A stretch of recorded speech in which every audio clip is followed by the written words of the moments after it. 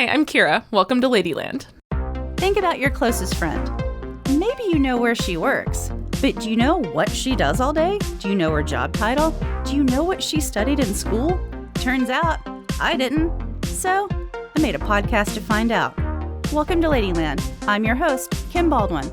This is a conversation with women from all walks of life and different backgrounds. It's funny at times, serious at times, but always honest.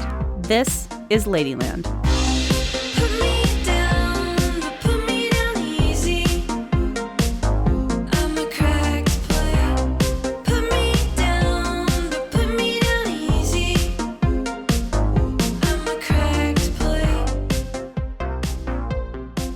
Hi, Kira. Hey, Kim. Thanks for coming to Ladyland. Thank you for having me. I'm very excited today.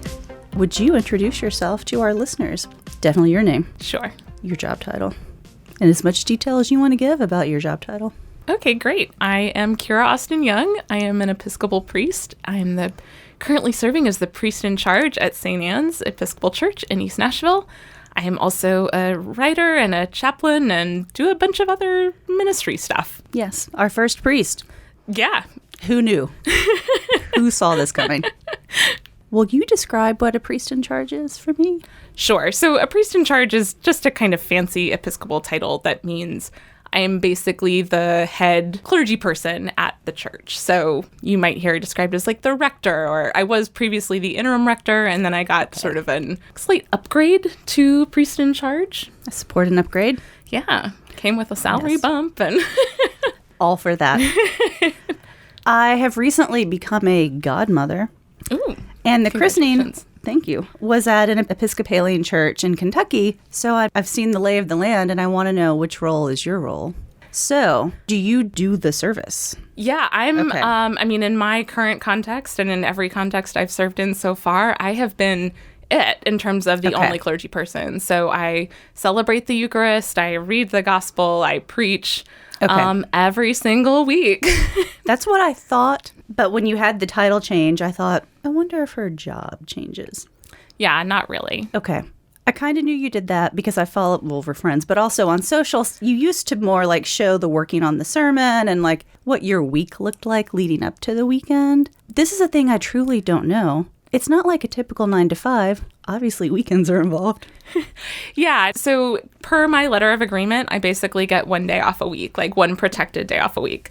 So It's always fun when I roll into church on Sunday and people are like, how's your weekend going? And I'm like, I don't really get a weekend like in the same way that normal people do. The blessing of that is that it is like a pretty flexible gig, like especially kind of in the middle of the day. I have a little more flexibility than kind of like a office job. But I also have a lot of evening meetings and I have like Saturday obligations and meetings and things like that. So I'm sort of working when like everybody else is off because that's when they're but that's when like people are available to do stuff. I hadn't thought about that, but yeah, of course. You said something that made me wonder, do you mostly work from home or you have an office at the church probably? I do. And nowadays I do most of my work at the church because I have a part-time church admin who's there from like 9 to 2. So, we're working on the bulletin every week. We're dealing with stuff that comes in the door. We're planning. We're making posters for events and all that kind of stuff. Okay. And then the chaplain is at Vanderbilt. Is that do you still do that? I do. I'm what's called a contract chaplain. So this is what I wondered. Like, was that your job or this is a different No, this is thing? Something completely different. It's sort of separate and in addition to like my church job. Right after divinity school, I did what's called a CPE residency or clinical pastoral education residency, where I was basically a resident chaplain, like a chaplain in training at Vanderbilt Children's Hospital. And so like got into the system that way and like knew the people. And apparently they thought I was like at least fairly good at it.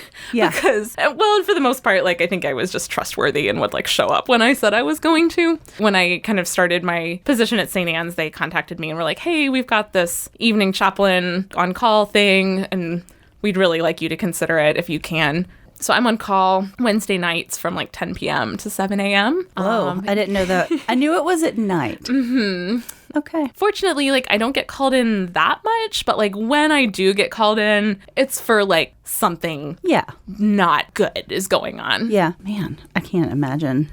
It's pretty intense. Like, I've gotten to the point where I keep threatening to, like, not do it anymore because it's just pretty intense, and, like, trying to navigate, like, a really tricky situation at, like, 4:30 in the morning when you haven't had any coffee and you've been, like, woken up from a dead sleep is challenging.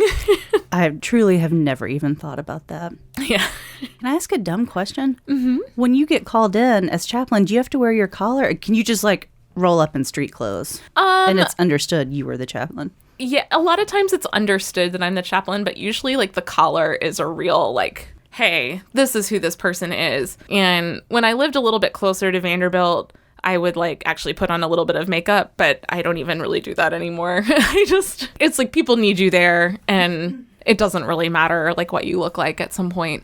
But, I mean, I've got, my ID badge, and it has this big thing that says, like, spiritual care. Oh, so okay. People kind of know who I am when I roll up. But the collar is really good. I had a professor in divinity school who said the collar gets you into the hospital and out of jail. Oh, my God. That's our tagline.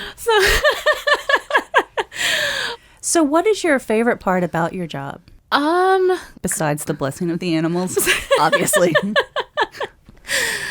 So as an Episcopal priest, we do communion every Sunday. Uh-huh. The way we do it at St. Anne's is people come forward and we use real bread, which I think is awesome, instead of, like, the little fake wafers. And, like, I just get to look into everyone's eyes, like, every Sunday and tell them that, like, this is the body of Christ and the bread of heaven. And it's, like, old kids, young kids, old people, everybody. And I love hearing from, especially, like, from parents whose kids are, like, really little, what they kind of get from church. Like, there was one week a parent came up to me and they were like, yeah, our kid in the car was like, Mom, today I want to get the bread of heaven from Mother Kira.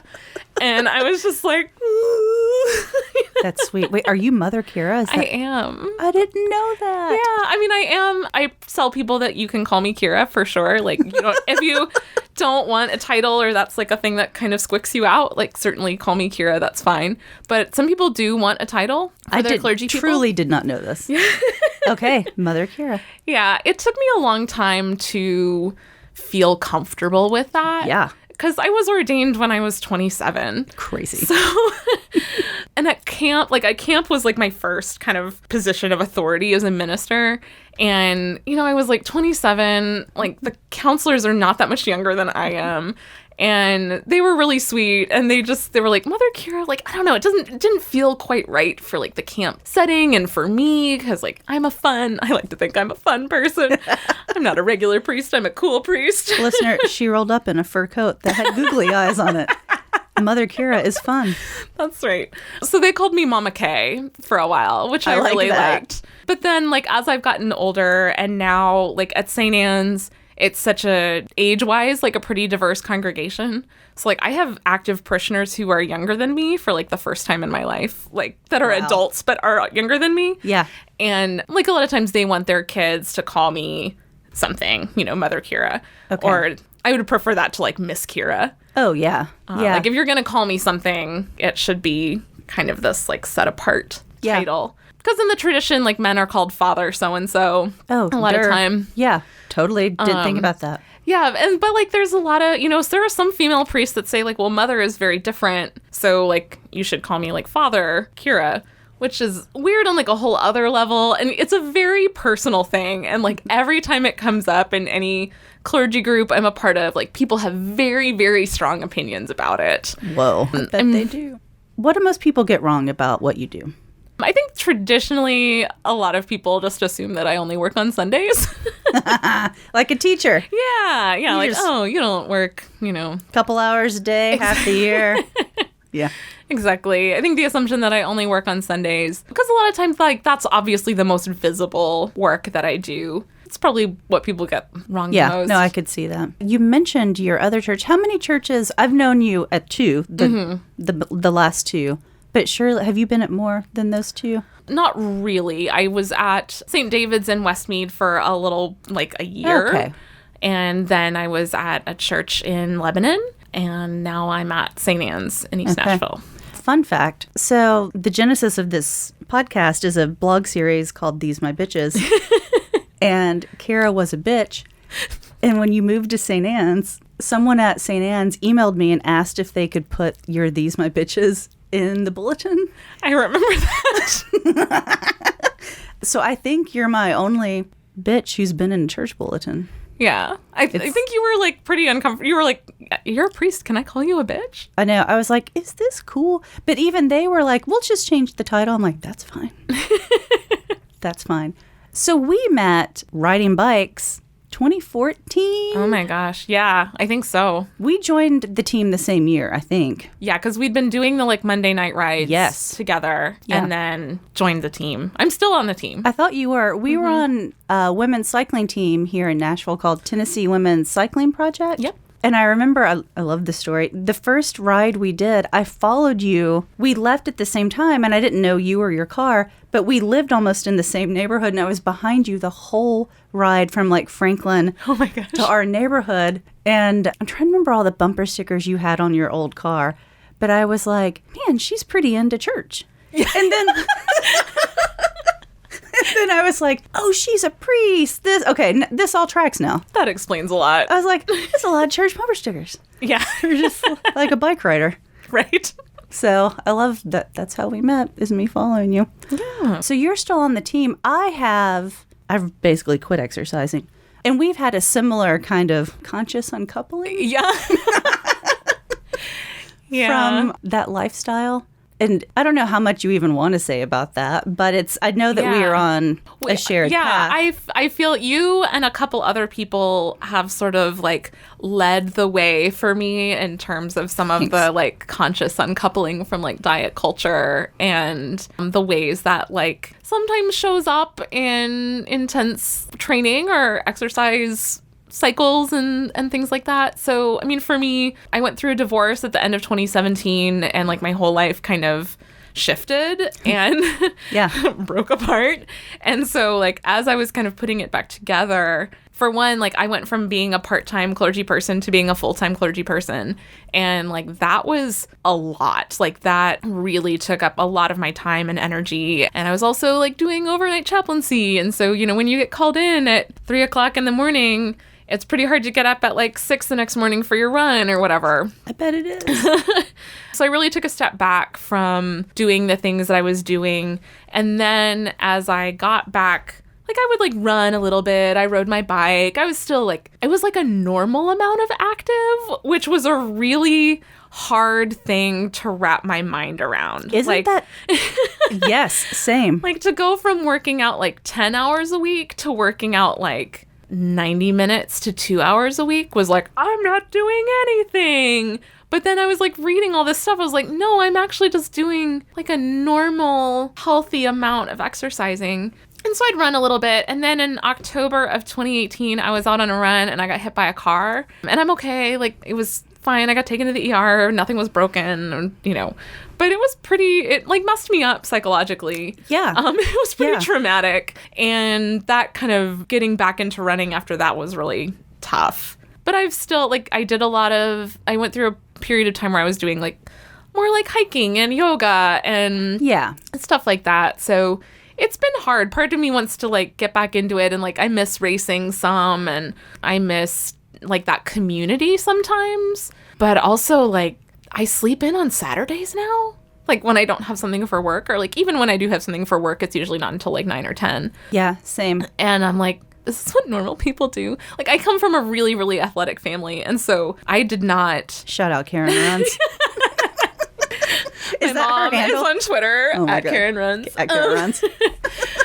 But so like that was kind of just like what I thought everyone did. Yeah. And then I started like sleeping in on Saturdays and just like having coffee in bed and doing the crossword puzzle. And I was like, this is really nice. Why didn't anyone tell me that this is like what I could have been doing instead of like running 10 miles? I know. Before anybody else got up. And all of our brains were broken. I have a dietitian who works with me about having disordered eating. And earlier this year, she was like, what if you don't exercise? And I was like, probably I die. Like, I don't know. Like, is that allowed? Yeah. And so she tasked me with quitting all of it to reset my brain, because truly it was the scariest thing that anyone ever said. I was like, well, you have to or you die. Like, I'll immediately have a heart attack and die. Right. And I'll be unhealthy. when I was like, heart attack, dead, unhealthy, cannot. And she made me stop. And it's maybe one of the hardest things I've done, but it did rewire my brain. And so now I'm allowed to like re-enter. But now that I disconnected from it all, I'm like, oh, I didn't like any of that.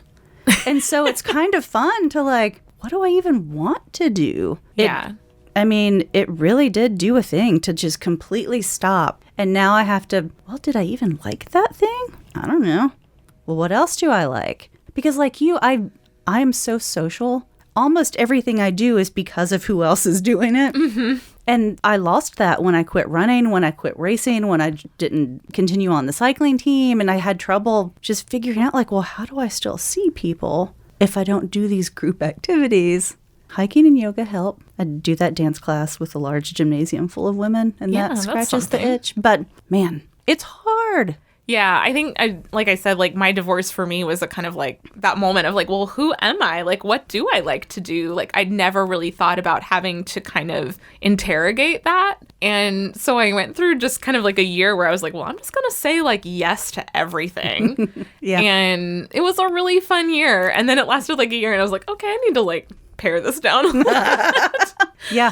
I remember thinking to myself like, well, but what if I'm not training for like a triathlon or a half marathon or a marathon? Like, what's going to happen? Like, am I going to get fat? And I was like, that was the fear for me, which like, hello, all my internalized fat phobia. And guess what? Like, I stopped working out and I gained weight. That was a thing that happened. Yeah. Turns out. Like, I'm still here. You know, I'm still good at my job. Like, I'm still a good priest. I'm still smart. Like, I have like a lot of things to offer to the world that don't, you know, depend on like the shape of my body. Yeah. But you don't know it until you know it. Yeah. And like, you can't, no one can make you believe it. Like, you have to learn it. Yeah. And it's been like you and a clergy friend of mine and like my best friend, Abby, kind of also had gotten into a health at every size dietitian. And she was like telling me the stuff. And I was like, that can't be true.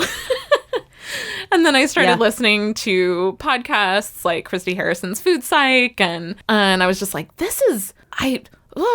I'm so mad. Like, I'm mad, and yet I don't know how, like, this also makes so much sense to me. Yeah, same.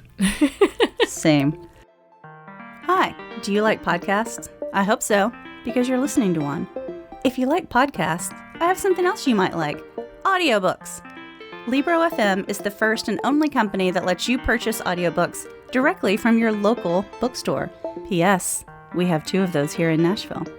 You can pick from hundreds of thousands of audiobooks. If you're new to audiobooks, they're the perfect way to get more books into your busy life. Listen during your commute, while doing chores, or just relaxing at home. All you need is a smartphone and the free Libro FM app. Ladyland listeners, you get a special offer. 3 audiobooks for the price of 1. That's $14.99 with your first month of membership. Use the code LADYLAND at checkout. For more information, visit ladyland.show/Libro. It's really easy. A lot of changes. Yeah. Changed churches. Moved. Got divorced. Yeah, got divorced, moved. I noticed you're wearing a very shiny ring today. I am. Do you want to tell us about this ring on your finger and this puppeteer? Yeah. So, I mean, your life? That's maybe why the coat has giant googly eyes on it. I started dating and went out on a date with this guy, and I was like dating other people too, and it kind of like I remember writing in a like single clergy women Facebook group that I was in. I was like, LOL. I know, right? A Facebook group of single clergy women under the age of 40. Oh my God. It's I never even thought to wonder if this exists. Right. But like dating as a priest is weird. I can't. Especially in the South. I cannot imagine. Especially like being a progressive person, like politically and socially. You know, he had just moved here from New York, and like we'd been texting, and he was like, yeah, like you can Google me. I used to work on Sesame Street. And I was like, what? Nobody used to work on Sesame Street. That's not real. You know, we met, and I was like, well, like I'll go on this date with this guy, even if it's not great. Like it'll be a good story. Yeah. No, I need answers. I need a lot of answers. And it was one of the first dates I went on where I was like, oh, this guy like isn't boring. You know, he's a graduate of clown school. Like literally went one of the last classes because now there is no more Ringling Brother. I was like, I left our date thinking, I mean, it was a little bit of a weird first date, but like first dates are weird. But I think I was thinking like, this guy is actually interesting and I'd like want to hear like a little bit more about him. And we continued to date. About like 2 months into dating, he went to New Zealand for like 8 weeks to work on a television show. And it was one of these things where it was like, well, what do you do? You know, like we're not serious, like we haven't been dating that long, but so like let's just hopefully, you know, we'll like keep in touch, and when you come back, like we'll try to pick up kind of where we left off. And we kept in touch more than I sort of thought we would, and it was actually probably a really good thing for me that he went away for that time, because like when I like get into something, I'm like all in. Okay. And that time gave me a little bit more time to like not be all in. Slow your roll. To slow my roll. Yeah. To really, because I have no chill. And yeah, fast forward, we're now engaged. One of the best men is a legitimate clown. I cannot wait. It's a very weird, very wonderful life. So. I love watching it from afar. I want to go in two different directions. I want to talk about your personal progressive politics and the book you wrote, and I want to talk about you getting engaged in a cemetery. Yes. Tell the cemetery story first. You got engaged in a cemetery in New Orleans, correct? Mm-hmm. St. Louis Cemetery No. 1, like the big kind of historic cemetery. Why? Why? Why is my question to you. Yeah. So part of my spirituality, I guess, my faith. This is gonna get really weird. When all the shit hit the fan. Yes. I got really into the idea of, I mean, I think it kind of manifests itself in popular cultures, like carpe diem, like seize the day. But like faith-wise, and there's this big tradition, I mean, stretching back through Christian history of like, remember that you're going to die, memento mori. And that was a really like freeing idea for me. And again, kind of going back to like, well, what happens if I stop exercising? Like, am I going to die? Like, well, yes, I'm going to die if I keep exercising. Like, ultimately, we're all going to die. And that like really like that equality of like existence was very freeing. Part of my job, obviously, I officiate a lot of funerals. And frankly, I think I'm pretty good at it. I bet you are. And through chaplaincy, I'm involved in a lot of people's the worst moments of their life when they're losing or have lost or are about to lose a loved one. And so I've spent a lot of time thinking about death. Sure. And particularly as a topic a lot of us like don't want to talk about, or it's, that's impolite or it's morbid, or if I talk about it, it's going to happen. Keep your death away from me. Yeah. When Michael and I were talking about him possibly proposing to me, he was like, well, on a scale of 1 to 10, like, how Michael do you want this to be? And I was like, well, like a 9. And he was like, well, how about like a 6? And I said, okay, like, I don't want it to be like an expensive thing. Like, I don't want it to be a big like helicopter or something like that. But I want it to be whatever I kind of want it to be a little bit public. Like, I kind of gave him some guidelines. Okay. And we were going down to New Orleans for our vacation anyway. And it had been long enough. Like, I knew he had the ring, and I was like, oh, when is this going to happen? Like, I'm so tired. I'm like waiting. And he had scheduled a tour, and so it was like a little history tour, and we, walked around the French Quarter, and he kind of like told me some little white lies about like, well, we ended up getting a private tour and nobody signed up and blah, blah, blah. But it turned out, he had just kind of sprung for a private tour. Okay. And, then we got to St. Louis Cemetery No. 1 and got the like tour of, how that whole process works in terms of trying to get buried in a place that's essentially underwater. Yes. And then at one point he was like, well, like, let's take a picture. And, we stepped back to take a picture, and he pulled these like black silk flowers out of his backpack, and they had like little plastic skulls in the middle of them. And I was like, oh, this is it, isn't it?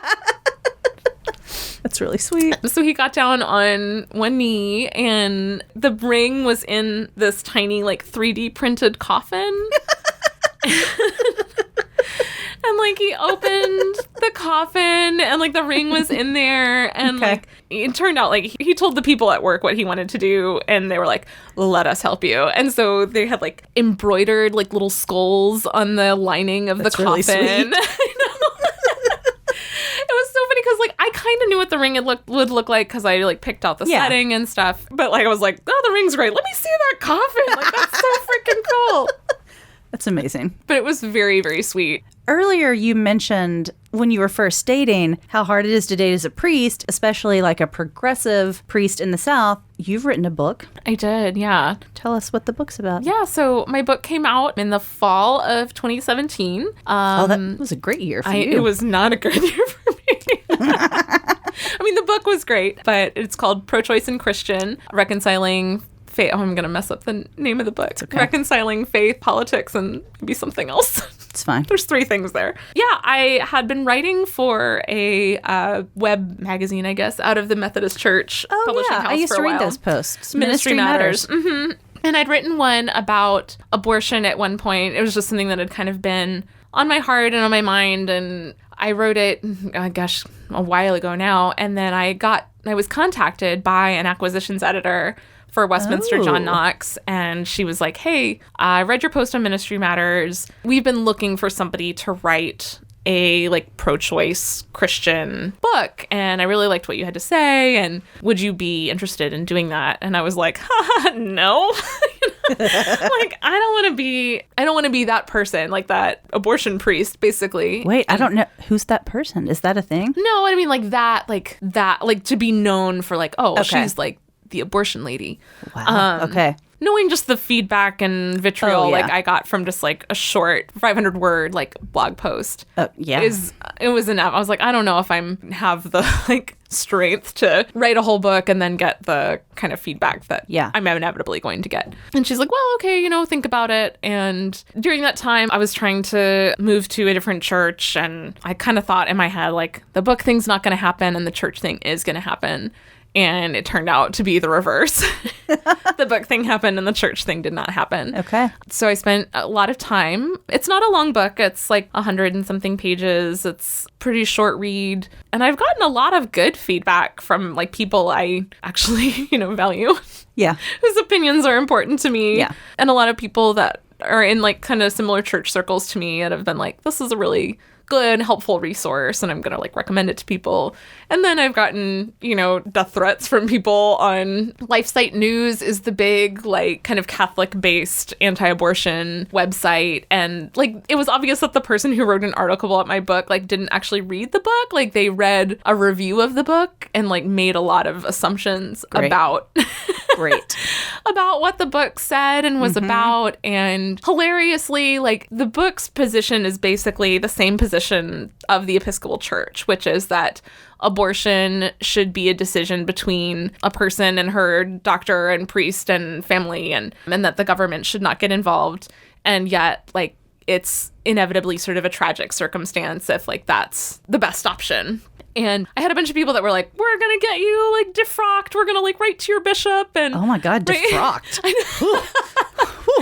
I was like, I don't think so, because my position is the same position as the church. So good luck with that, friends. Has it died down? Because the book's been out a few years. Yeah, it has died down. Occasionally, I don't know what happens, like if LifeSite News just like re-ups stuff. Yeah. But I'll occasionally get like a slew of like Facebook messages from people I don't follow. And I'm just like, what happened? Okay. Are you ready for some hard-hitting rapid-fire questions? This was the part of the interview I was like most nervous about. Okay, right out of the gate. Mm-hmm. Muppets or cats? Oh, cats. Sorry, Michael. Sorry, babe. Funniest thing Michael has put googly eyes on? There was one morning I was staying at his house and I had brought hard-boiled eggs over for breakfast. No. And like a little like Tupperware container of like strawberries and blueberries, and like I put it in the fridge. And I woke up that morning and I went into the kitchen and I opened the fridge and the eggs just had these googly eyes on them. And I was like, oh my gosh, this is what I've signed up for. That is the sweetest, funniest thing I've ever heard. True or false? You bought a skeleton. True. You named him Memento Mori. Yes. And you gave him an Instagram account. He does. True. All of this is true. Oh, this is true. I almost brought him to the interview. I almost texted you and asked you, and I forgot until it was too late. And I was like, I forgot about Maury. He's the light of my life. You know, it was so funny. I had just officiated a wedding, and that's kind of an exhausting situation. And I stopped by the grocery store on the way home, and I had been wanting a somewhat... He's not really life size. He's like 7/8 or like 3/4 size. I'm not a large person, and he's like a little bit shorter than I am. And I saw him, and he was on sale, and I was like... I'm doing it. I'm getting the skeleton. You know, I just officiated this wedding, so I made a little extra money. Like, I'm going to buy the skeleton. And I'm so glad I did. But, yeah, we take turns kind of moving him around the house. I always have to remember, like, when people are coming over so they don't get scared. Or, like, if the house cleaner's coming, like, try not to scare the bejesus out of people. It's so funny to me that you have the skeleton. What is the stupidest show you've watched recently? I started Love is Blind last night. I thought you were going to say Love Island because that's what I'm watching, and it's breaking. Like, my brain is seeping out of my ears at night. Okay, what is Love is Blind? Love is Blind is hosted by Nick and Vanessa Lachey. I know what this is. And I don't know how many people are on the show. It seems like a lot, but they go on dates without seeing each other, and then they propose. And I've only watched one episode, and I am scared. Okay. And it's so hard for me, like, to remove my, like, priest brain when I watch some of these. Because I keep thinking, like, I would never officiate that wedding. Like, they've known each other for a month. Like, yeah. Like, first of all, it's not even canonically legal. Like, you know. Like, it doesn't. It doesn't meet the canonical requirements. But also, it is just like watching a train wreck. Okay. Final. You know it's coming. You can't explain it. Okay. Can't explain it. Favorite guilty pleasure song? I was thinking it's definitely either something by Katy Perry or Kesha. But not the serious Kesha stuff. I figured. Yeah. The like wake up in the morning feeling like P. Diddy. Kesha. I love that song. That song and Katy Perry's Firework were on my race playlist that I listened to during half marathons. I will say the music that I listened to in the like late aughts while I was training for a lot of stuff, like that was some good music. There was like some good pop, like kick butt, dig deep music. There really was. Thanks for coming to Ladyland. Thank you for having me. We enjoyed having you. Bye. Bye. I'm Kim Baldwin, and that's our show. Thanks so much for joining us. To find full show notes, head over to ladyland.show. And if you know a lady that I need to meet, slip into my DMs. You can find me at Ladyland_podcast on Instagram. This podcast is produced by Mary Catherine Rooker and brought to you by We Own This Town. Logo by Elizabeth Williams. Music by UDrive.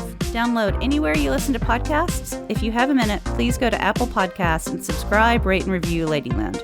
Thanks again for listening. See you next time.